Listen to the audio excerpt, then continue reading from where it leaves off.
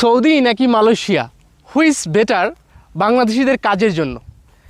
দুইটা দেশেই কিন্তু আমার ভ্রমণ করা আছে। দুইটা দেশে যাইতে প্রায় একই রকম টাকা খরচ হয়, যদিও মালয়েশিয়াতে সরকারিভাবে যাওয়া যায়, বাট ওইটা কাগজে কলমে।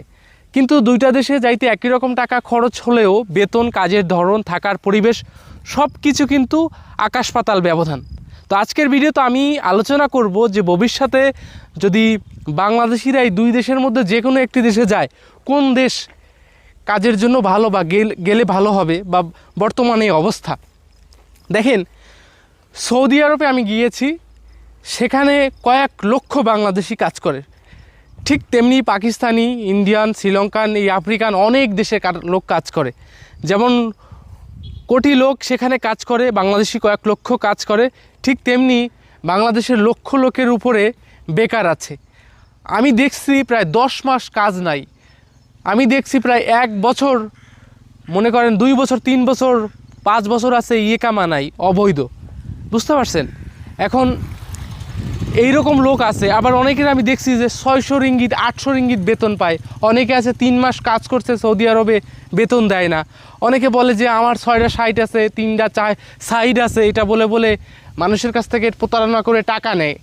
একজনে আপনাকে বলবে যে ঠিক আছে আমার কাছে কাজ আছে, আপনি ভিসা নাই, ইকামা নাই, ভালো কাজ আছে, কিছু লাগবে না, ওখানে নিরিবিলি কাজ করবেন বলে গিয়ে আপনাকে কাজে ভর্তি করায় দিবে। 3 মাস কাজ করবেন, বেতন দিবে না। বরং আপনি যে কাজে ঢুকাই দিছে ওই বিনিময়ে ওই হিসেবে তারা আরও আপনি ঘুষ দিছেন, সেই ঘুষের টাকাও সে মেরে দিছে। এরকম আছে। আবার মাশাআল্লাহ অনেকে সৌদি আরবে যারা আছে, পরিচিত লোকজন দীর্ঘদিন আছে, বা কিছু লোকের কপাল ভালো, তারা ভালো কাজ করছে এবং দেশে টাকাও পাঠাচ্ছে। হ্যাঁ, তবে প্রতারণা বা খারাপের অবস্থাটাই বেশি। আমি দেখছি সৌদি আরবে এক রুমে 20 জন 25 জনও থাকে, হ্যাঁ 8 জন 10 জনও থাকে, এই আর কি। তবে সৌদি আরবে অবৈধভাবে থাকা যায়। অনেক সময় কেস হইলে, মামলা হইলে ধরলে হয়তো অকারেন্স করলে দেশে পাঠায় দেয়, এই একটা দিক। আবার সৌদি আরবে প্রতারণা হয়, স্ক্যাম্প হয়, হ্যাঁ কিডন্যাপ হয়, বাঙালিতে করে, এই আর কি। কিন্তু মালয়েশিয়াতে আমি দেখছি বেকার নাই।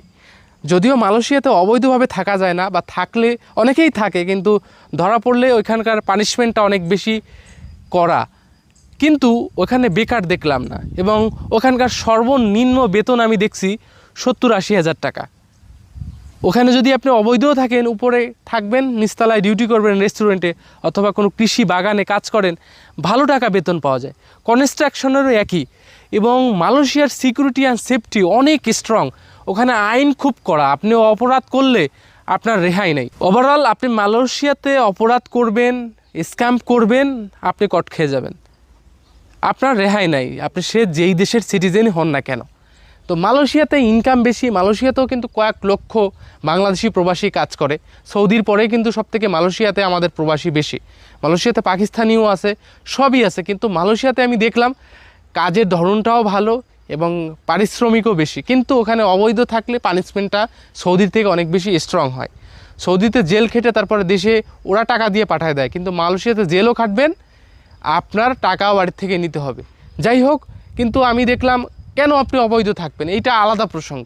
প্রিয় বন্ধুরা, আজকে আমি কম্পেয়ার করলাম যাদের অল্প বাজেট, যারা বেছে নিতে চান এই মুহূর্তে বা ভবিষ্যতে কোন দেশে গেলে ভালো হবে, সৌদি আরব নাকি মালয়েশিয়া, এই দুইটা দেশের ভিতরে কম্পেয়ার করলাম। এটা কিন্তু আবার ইউরোপ বা সিঙ্গাপুর অন্য দেশের সঙ্গে কম্পেয়ার করি নাই, সেক্ষেত্রে আলাদা বিষয়।